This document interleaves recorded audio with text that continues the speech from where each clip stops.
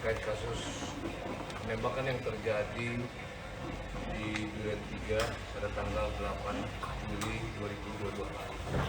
Seperti yang saya jelaskan tadi, peristiwa itu terjadi ketika Brigadir J suki kamar pribadi Kadipropam, di mana saat itu istri dari Kadipropam sedang istirahat. Kemudian Brigadir J melakukan tindakan pelecehan dan juga menodongkan dengan menggunakan senjata pistol ke kepala istri Kadipropam. Sontak seketika ibu Kadipropam berteriak dan berteriak minta tolong. Akibat teriakan tersebut, Brigadir J panik dan keluar dari kamar. Kemudian mendengar teriakan dari ibu, maka Barada E yang saat itu berada di lantai atas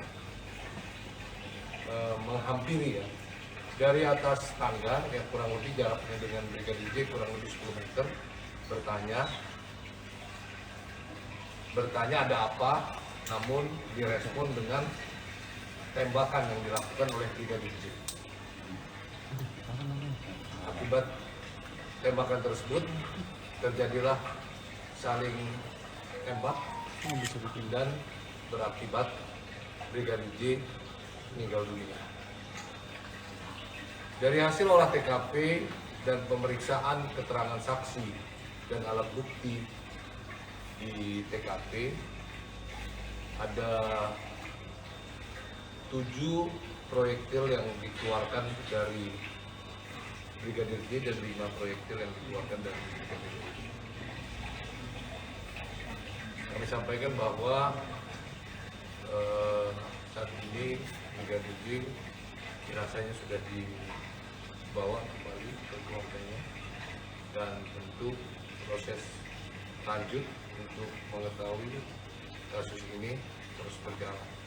Kasus ini ditangani oleh Polres Jakarta Selatan. Perlu kami sampaikan bahwa tindakan yang dilakukan oleh Barada E adalah tindakan untuk melindungi diri dan untuk melindungi diri ya karena ancaman daripada Brigadir J itu sendiri. Kemudian yang perlu kami sampaikan, setelah kejadian saat itu Kadipropam tidak berada di rumah. Ibu Kadipropam menelpon, kemudian setelah beberapa saat Akadip datang dan menghubungi Kapolres Jakarta Selatan dan selanjutnya dilakukan olah TKP. Sebenarnya kalau dari Brigadir J sendiri, Brigadir J dengan Barada E itu statusnya apa sih Pak di situ Pak? Dua-duanya merupakan staf atau bagian dari Dipropam Mabes Polri. Tapi katanya ada yang supir pribadi, itu supir pribadinya itu siapa? Dan supir pribadinya ibu atau supir pribadinya? Brigadir J drivernya ibu, sedangkan Barada E merupakan ADC dari Pak Kadip. Tapi selain dari ibu dan juga Brigadir Barada E di situ, ada yang lain juga ya Pak? Enggak Pak? Pada saat kejadian ada orang lain juga nggak? Saksi lain ya? Ya nanti kita dalami lagi ya, apa ada. Tapi saat itu yang langsung di situ adalah Barada E, Brigadir J dan ibu. Apakah ada rekaman CCTV Pak? Nanti kita tanyakan kembali apakah ada CCTV. Pak, apakah anggota yang berpangkat Barada itu diperkenankan untuk menggunakan baju? Ya, dia ditugaskan untuk pengamanan. Jadi Barada itu tugasnya adalah melakukan pengamanan terhadap keluarga. Pak, yang latar belakang adanya serangan ini adalah apa ya Pak? Bukan serangan. Jadi ini bukan serangan, tapi pembelaan ya. Jadi Barada itu melakukan pembelaan ketika mendapat ancaman ya dengan dari Brigadir J dengan tembakan. Jadi bukan menodong, tapi sudah melakukan penembakan terhadap Baradae. Sehingga Baradae untuk melakukan pembelaan dia melakukan tembakan balasan. Pak, kalau dari pihak keluarga katanya ada sayatan-sayatan gitu ya Pak. Kan sekarang jenazahnya sudah di Jambi gitu ya Pak. Dan katanya kata keluarga ada sayatan-sayatan itu seperti apa Pak? Kita belum lihat, tetapi penjelasan dari penyidik bahwa yang dibilang sayatan itu adalah karena gesekan proyektil yang ditembakkan oleh Baradae ke J.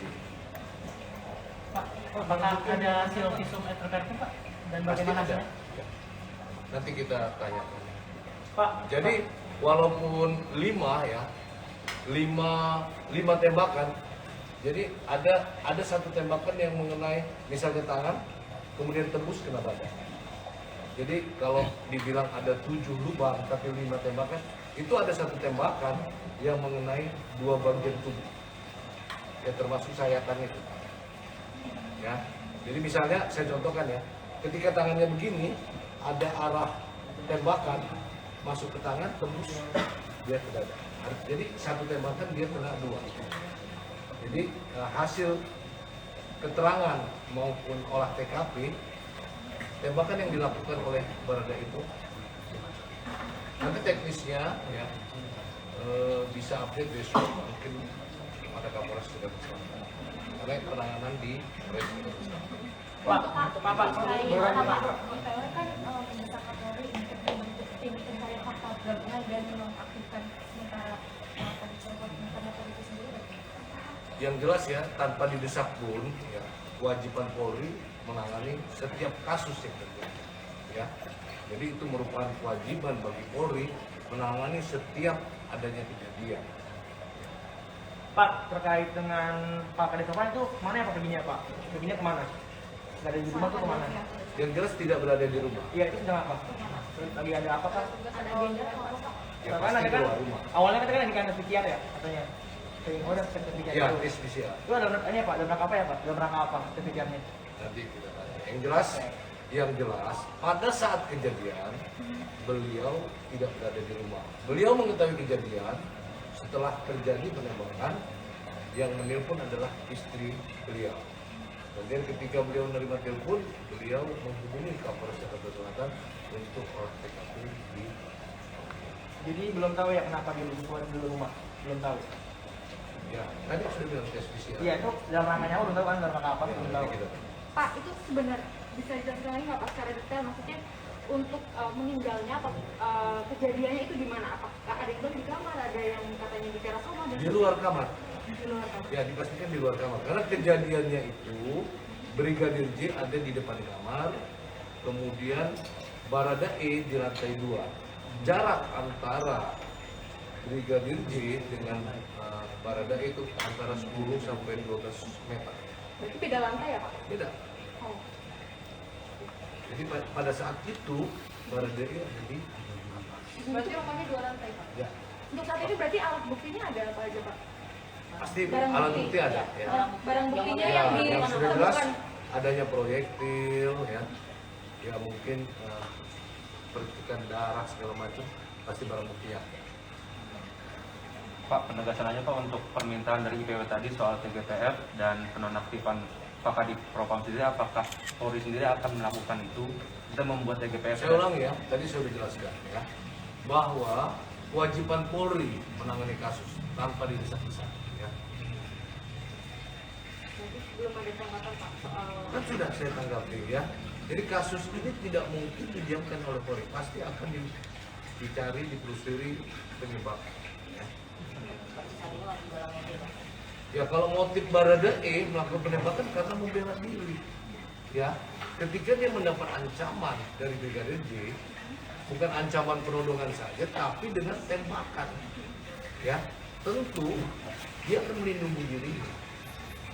Jadi untuk memastikan dulu Pak Kaitan ini berarti berdasarkan dari Hasil olah TKP, jadi hasil olah TKP, ya dan bukti-bukti yang ada di lapangan, hayatan itu diperkirakan hasil tembakan, jadi gesekan dari proyektil. Oke, gesekan proyektil. Gesekan proyektil yang ditembakkan dari Baradae itu brigadir. Bukan karena ketelin ada Bukan. Ada berapa luka tembak Pak? Kalau luka tembaknya ada 7, ya. Luka tembaknya 7, tetapi ada satu tembakan yang bisa mengenai dua bagian. Seperti contoh, ketika dia tembakan tangan, dia tembus dulu. Berarti sebenarnya melakukan berapa kali tembakan? 5. 5 kali tembakan. 5 kali. Tapi ada 7 luka tembak. 7 luka tembak. Pak, 7 luka tembak masuk dan 6 keluar. Terus dibalas dengan berapa tembakan Pak? 5. 7 kali tembakan. Kalau Brigadir J sendiri melakukan berapa tembakan pada saat itu? 7. Ya, saya ulangi 7. Sedangkan dia membalas dengan 5. 7 dan 5 ya Pak ya? 7 dan 5. Jadi 5 itu dari Baradae. Jadi yang nembak terus-terusan itu adalah Brigadir J. Berarti pada saat melakukan baku tembak itu ibu lagi di mana Pak? Di dalam kamar. Dalam kamar. Jadi ketika berteriak, ya, Brigadir J keluar.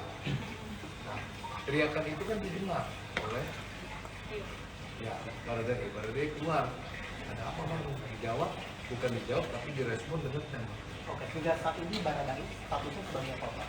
Apakah masih sebagai dia atau seperti apa?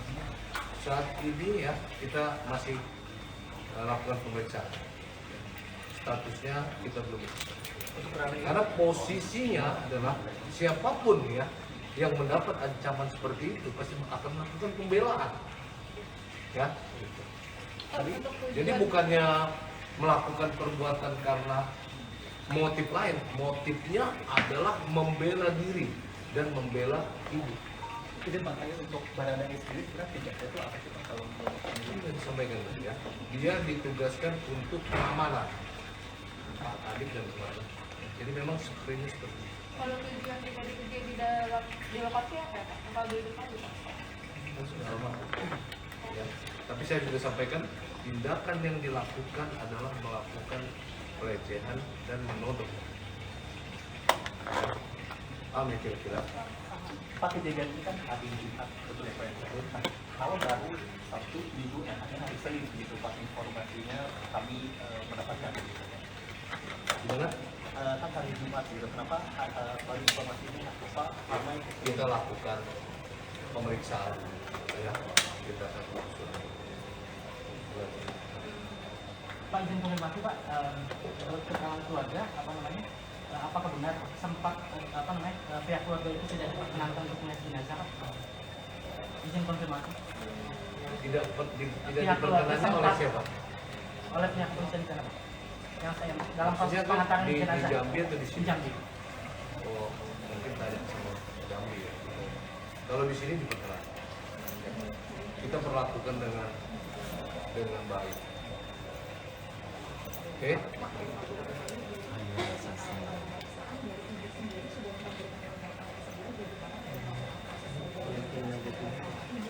Ya, jadi hasil olah TKP dan keterangan serta alat bukti yang ada di lapangan.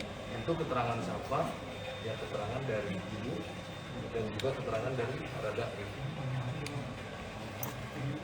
Nanti saya ini tanya apakah ada keterangan saksi-saksi lain. Bapak mau tanya, ini kan Brigadir J kan nembak ke saudara ini 7 kali. Nah itu apakah ada yang mengenai tembak? Tidak ada. Semuanya jadi Nah, posisi dia lebih tinggi dan dia posisinya dalam keadaan yang terlindung. Pak, kalau kondisi ibu sendiri untuk saat ini seperti apa Pak? Kami belum tahu kondisinya. Saya rasa cukup. Terima kasih.